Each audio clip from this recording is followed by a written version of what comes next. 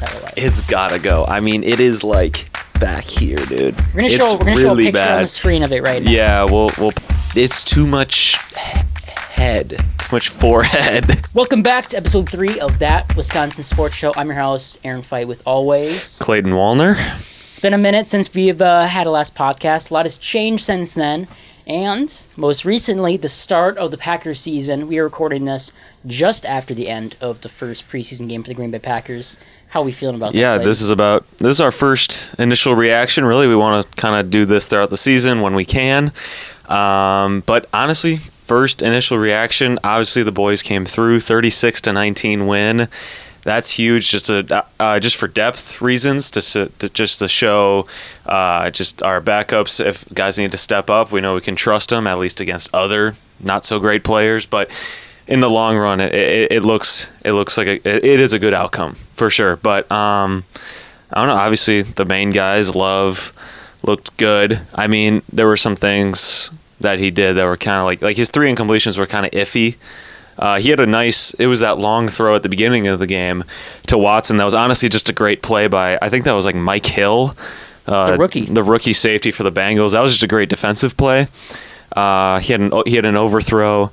But other than that, I thought he was pretty impressive. A lot of it is hard to say because it's just the first week of the preseason, so a lot of it's hard to say. What can we see here? What's going to translate to the actual regular season? But it's just fun to see the guys back in uniform, back on the field, and in our living rooms. Yeah, I mean, it was just so fun just to see that first snap, and it's weird just growing up obviously with Rodgers. My whole life it's all I remember. Just to see someone else under center, not just because it's the preseason, but also because that's just our starting unit. It's so weird. I mean, we didn't even know any of these guys besides Jones and a few of the O-linemen 4 years ago. It's a completely new team from what it was. And that's really what Gutekunst has been doing, is this new era is beginning with the Packers.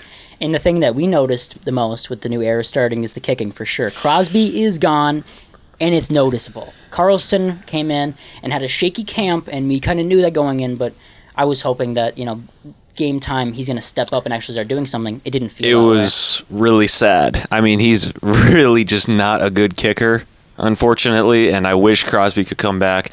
I don't think that's in the cards, the whole team is really just trying to move forward. I don't think really Bakhtiari and Jones are really 2 of the only guys that we're kind of just keeping back, obviously because they're still good, but we're just trying to move forward, trying to make everything new in this newer era for the Packers.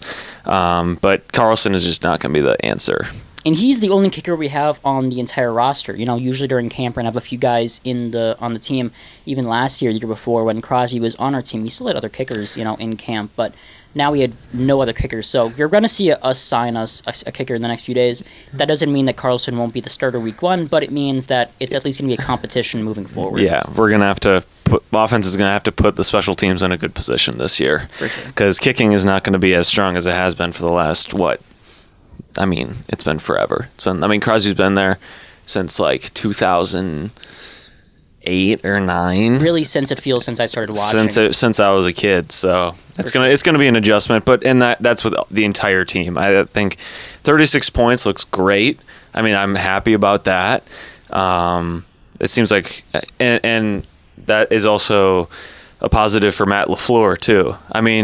To have guys, your backups, your 3rd stringers, 4th stringers, still putting up great numbers. That's just that's so good for him and his play calling. That we can still trust him, and we'll see where he can take the starters in the regular season. It really felt like the offense was very similar to what we saw last year and the year before. It's still the LaFleur system, so to assume that this offense is going to change triumphantly, it's not going to change a lot.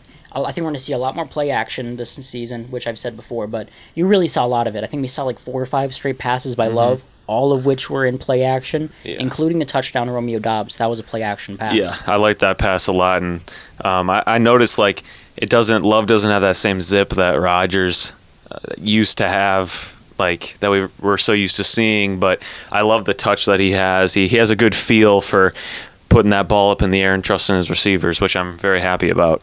To assume, though, that Jordan Love's going to have the same, throwing mechanics and be the exact same quarterback that Aaron Rodgers is, that's not something. No, it's not fair to him.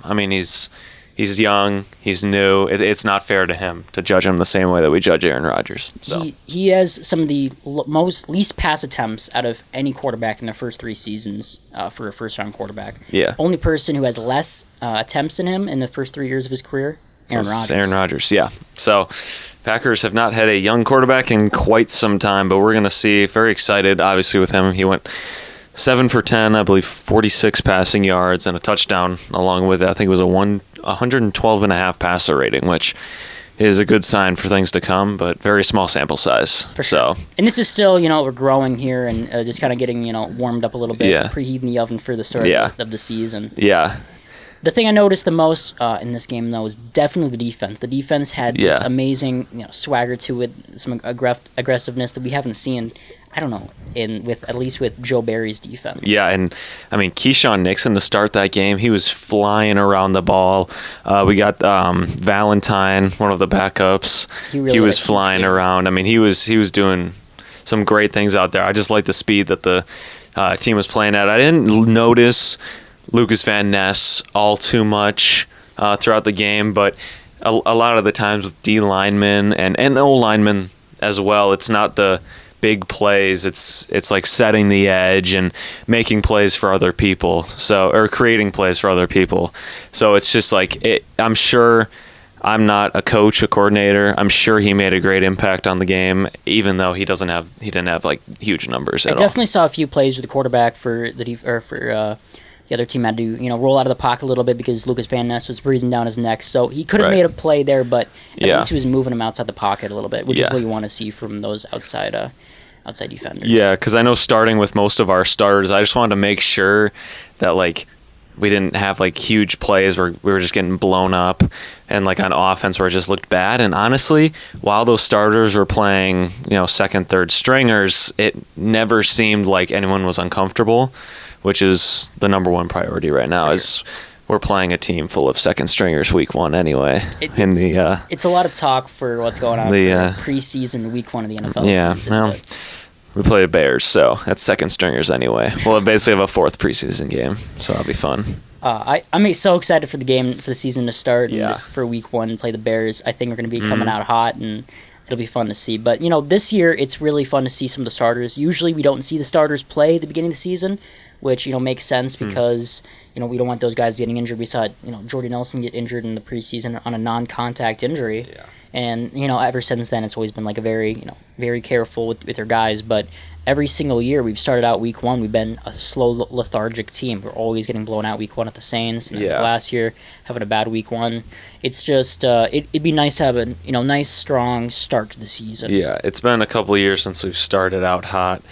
At least just like right away in week 1, but that was just the style with Rodgers, and things are different when you have to develop young players. So I'm curious to see how they play in week 1, but today proved a good amount of things for me just in terms of tempo and play calling. Like, it seems like the guys are pretty sharp, that they're working hard. There's not like a huge hole that I noticed in week 1. I mean, obviously, like we've said a million times already in the podcast, it's week 1 of the preseason, but the fact that there wasn't anything outside of some like maybe a few blown coverages by like some backups, but from the starters, it's just not. I didn't notice anything that was too glaring.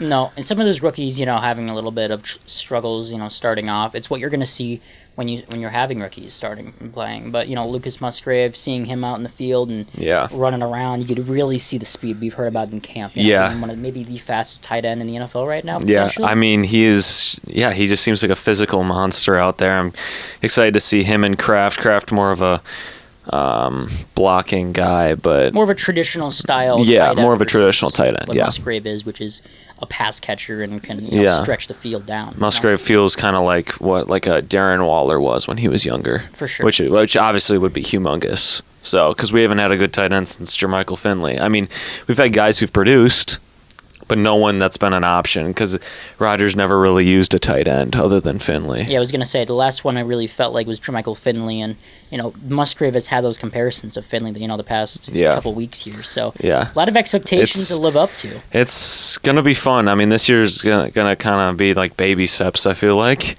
where it's not like we're not going to see everything unfold right away.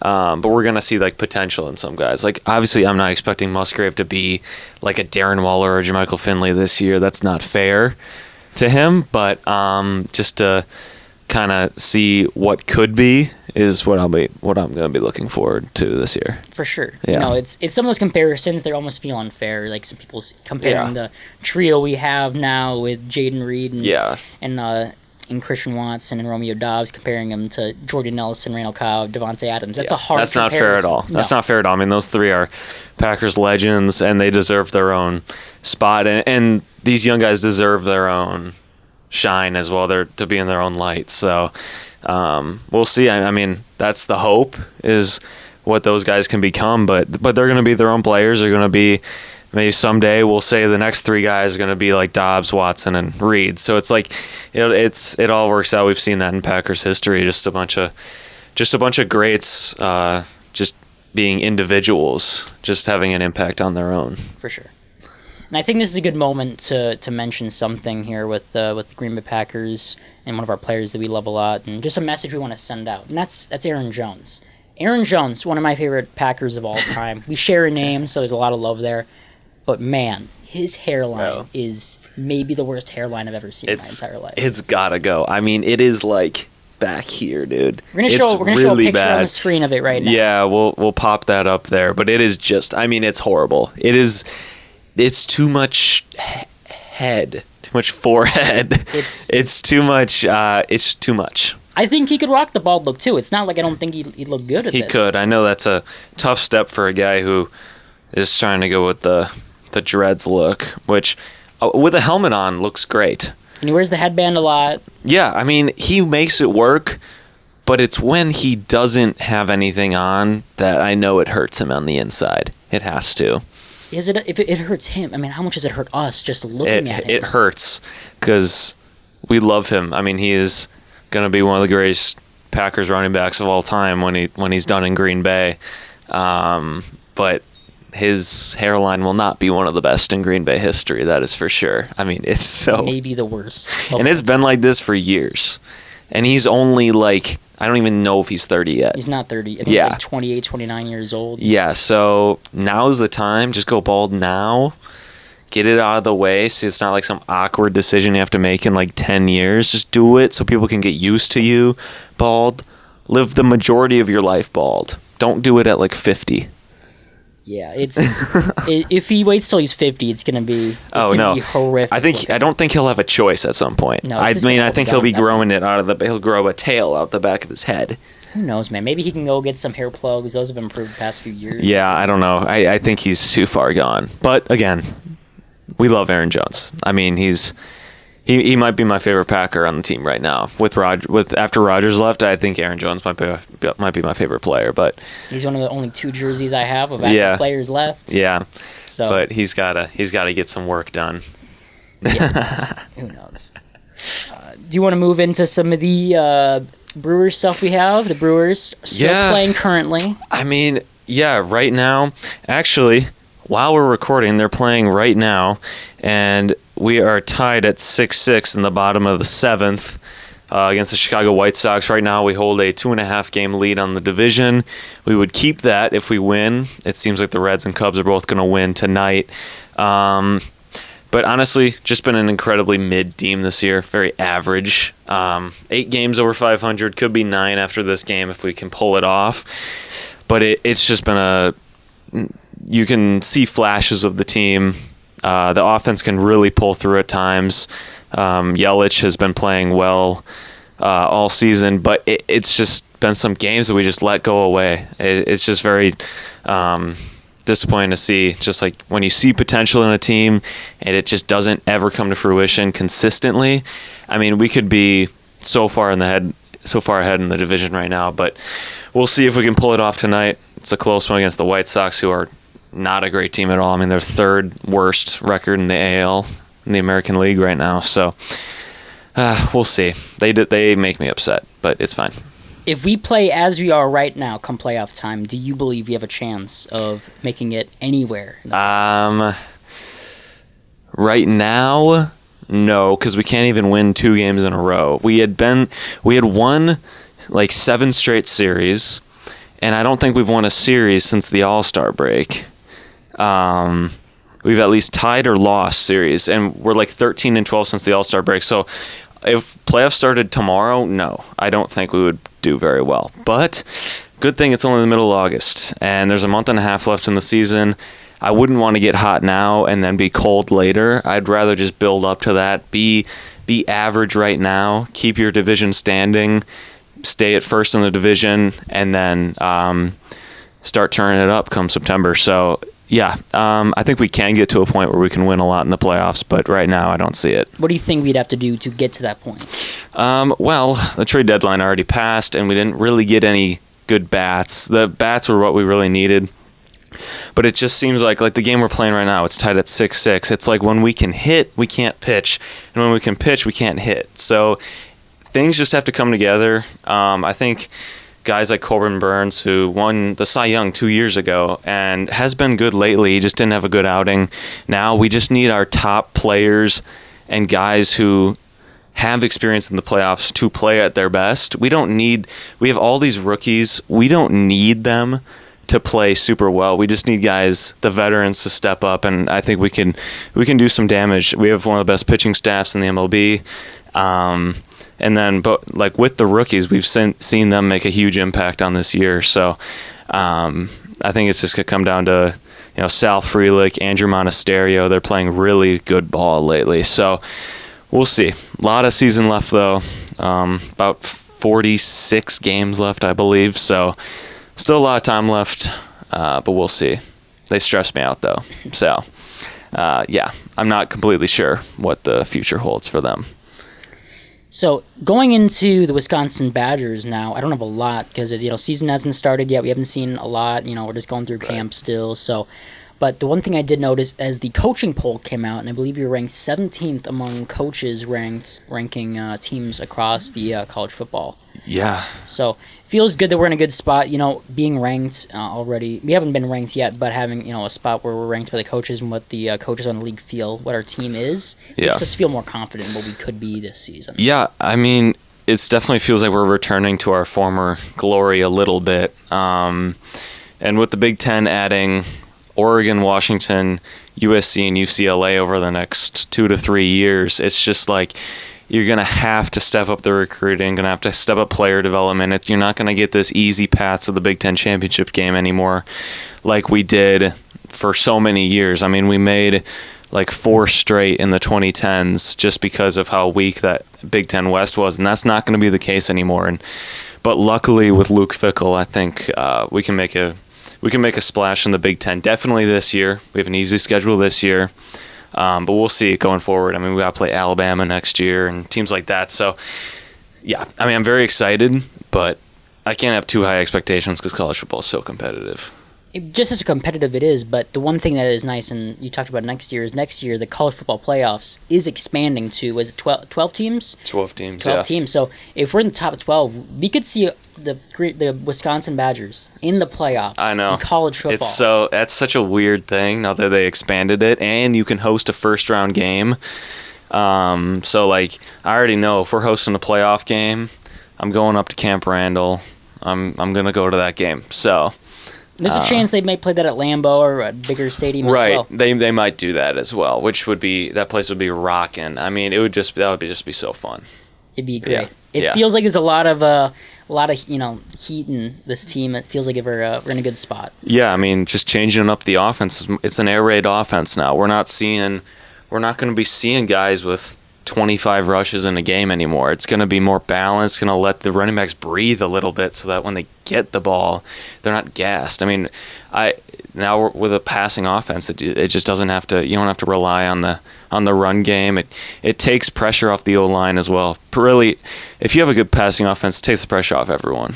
With already a great running game and that we have with Braylon Allen, it's going to feel like with Mordecai passing the ball, if he can do anything decently, I feel like we're going to be so good. Anything that isn't what Graham Mertz was the last 3 years. Exactly. So you really can't go down. I mean, we're projected about nine wins this year, which would probably put us in the Big Ten championship game, playing either Ohio State or Michigan.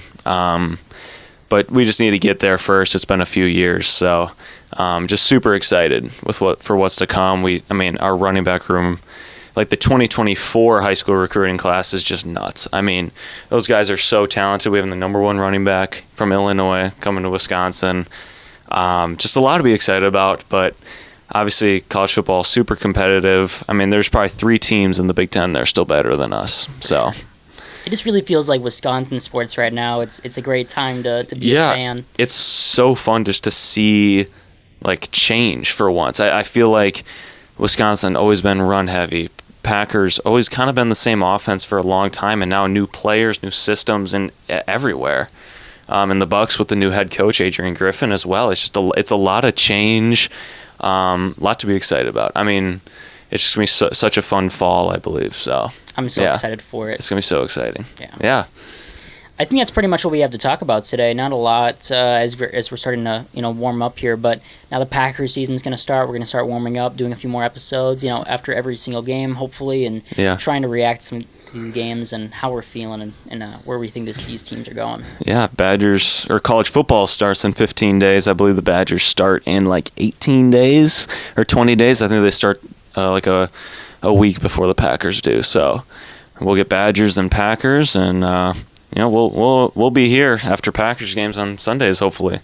Probably won't be posting on Sunday, but... More than likely we'll see a Monday post or potentially a Tuesday, but most of our stuff will be post reactions of the games. Yeah, and talking about everything else. This show will be a lot more entertaining after either a big win or a big loss. So excited, very excited. That'll be a fun time to be in here recording after a game. So for sure. Very excited. Yeah. Well, that's going to do it for us. We'll see you guys in the next one. Peace.